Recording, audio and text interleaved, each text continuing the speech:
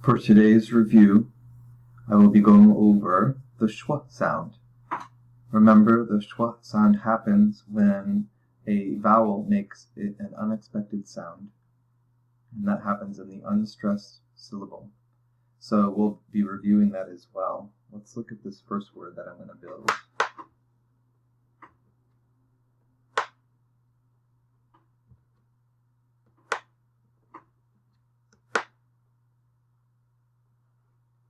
Okay, so if we look at this word and we follow our syllable division rules, you look between the vowels.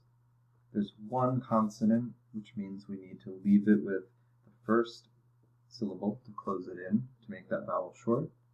If we were to pronounce these syllables separately, it would be lem, on. If we combine them and say it as a full word, lemon. So if you look at this word and listen to the sounds of the vowels, this one says lemon. This one says it. So the schwa sound is happening in that second syllable because the first syllable is louder, right? Lemon.